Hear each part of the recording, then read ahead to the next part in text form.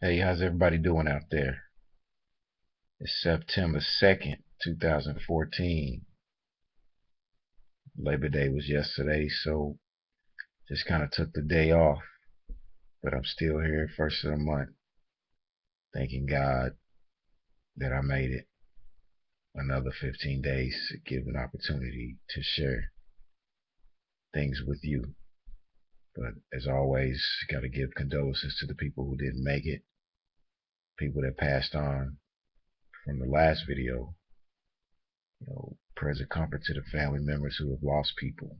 Um, There are people that I've met, new friends. They've lost family members, cousins, brothers, sisters, uncles, all of that. And in the midst of all this trouble and turmoil going on, those of us that have still made it need to acknowledge that and give thanks to God for still being able to be able. And I always give thanks to God just to be able to share with you what's going on sometimes in my life and what's going on in your life that we could all relate to in some form or fashion. So just take a quick moment to give you a shout out. Um, I got a joke for you though, because this was actually a true story. I was sitting and kind of chit chatting with uh, a young lady, and we were talking about these spirits, the good spirits, evil spirits, and we talked about the succubus and the incubus.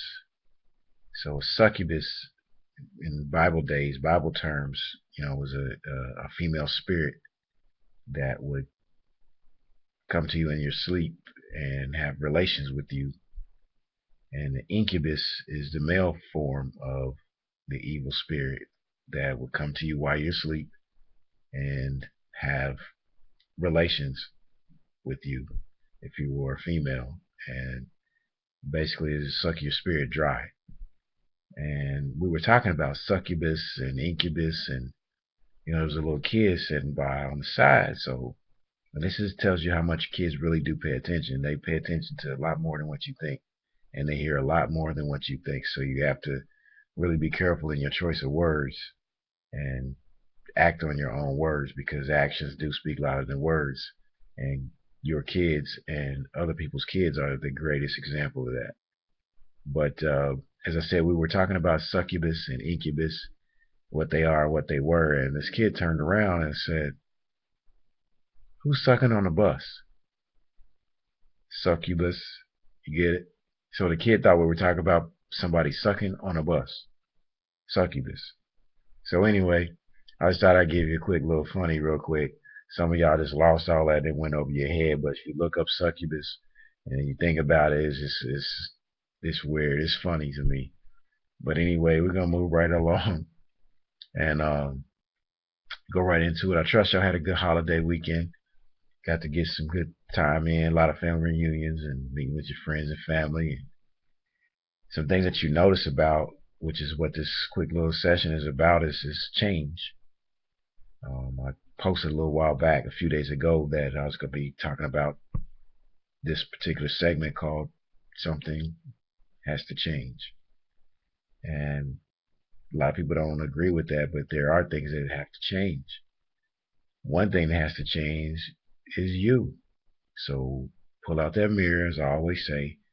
Go ahead and grab your mirror, pull it out, put it right next to you while we're going through this so you can understand what's happening. You have to change. And, people ask, well, how do I change? Or what do I need to change?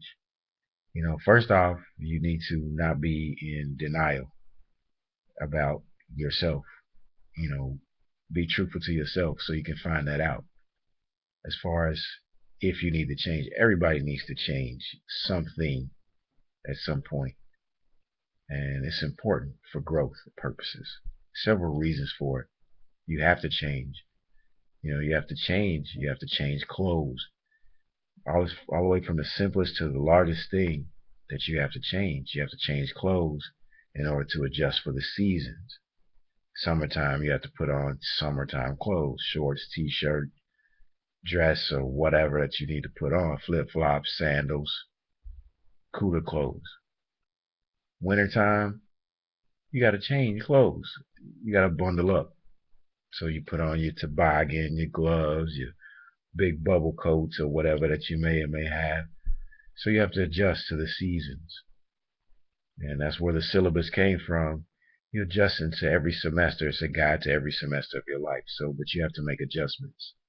So you can't go through life just being on one level, because happiness, as I was talking with somebody else today, happiness is a forever journey. It's not a point.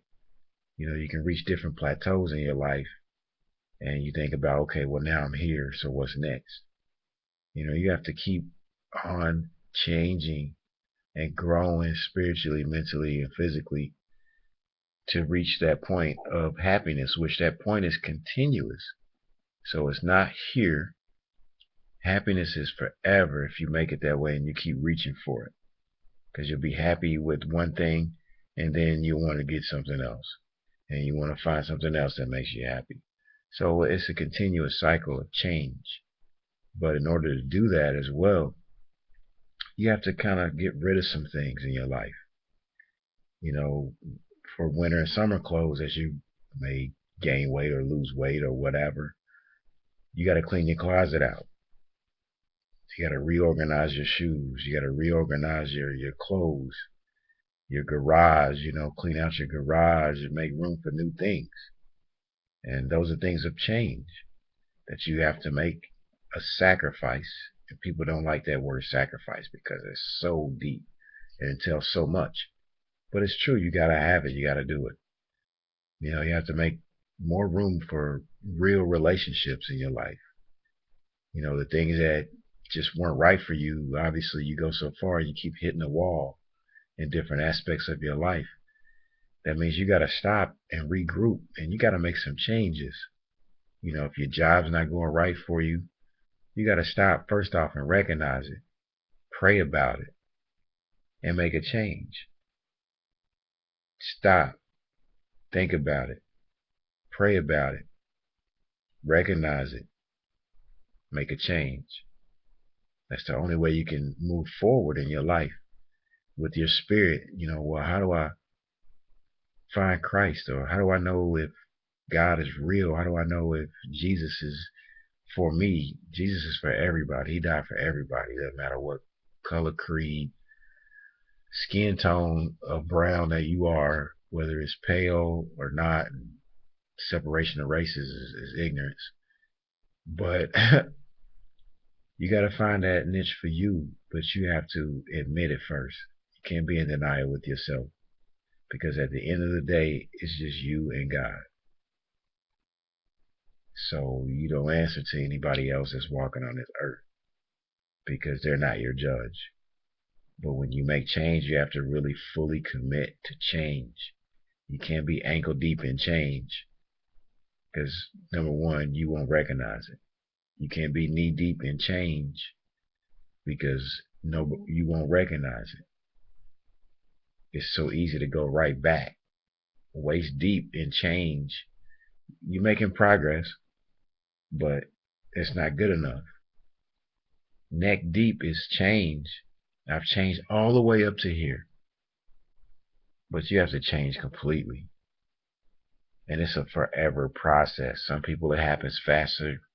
Some people it takes years. Some people be 60 years old before they commit to change, because people find it hard to change because they're set in their ways, or this is the way my mama did it or my daddy did it.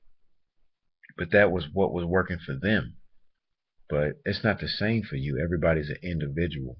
There's no one person that's alike or that is the same.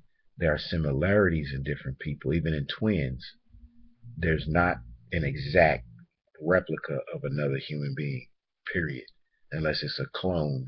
And even a clone has something different. The DNA is still different. So you have to realize what's good in your life and make a change. So I challenge you today to make a change. Well, when do I do it? Start it now. Think about something simple. Change the way you wake up in the morning. Give thanks. Change your tone of voice when you talk to other people. Try not to use foul language so much as you used to. Just those little steps. Drive a different way to work. Do something different. Make a change, but make it for the positive, and make sure that it doesn't harm the person next to you. Because that's what we're here for. Not to harm each other, but to help each other. And once you realize that your life is not particularly all about you, which means you can't be selfish and self-centered, your days will be brighter. You'll begin to find happiness. You'll begin to come in tune with yourself by being happy, because it's all about giving back. It's always not about take, give me. You got to be able to give back what you receive in some form or fashion to make your life better and to make the person next to you better. So that's my message to you today, is something's got to change. And it's up to you. I can't make you change. Your boyfriend can't make you change. Your girlfriend, your wife, husband, they can't make that happen for you. It's got to be really up to you to make that commitment. And you can seek help for that by praying, reading more, educating yourself, learning, thinking, continuous, though. It's a forever process. So my challenge, like I said, remember, something's got to change for you. And I promise you, because I've lived it and experienced it, and I'm still experiencing it, when I get rid of the old, that just makes more room for the new. And you just have to step out there on faith and just go for it. Because there's so many more things that are coming into my life right now because of the changes that I've made. And there's no such thing as perfection in a human being, but there's so much more room for improvement in your life if you just change, if you just make a change. Just gradually, just make that change. Make those changes in your life, and you'll be all right. So until then, God willing, I'll see you on September 15th. I love y'all. Syllabus.org. Check out my new page on Facebook, Ashom, ASHOM. See you. God bless you. Love. Love all of you. Don't forget it. Take care.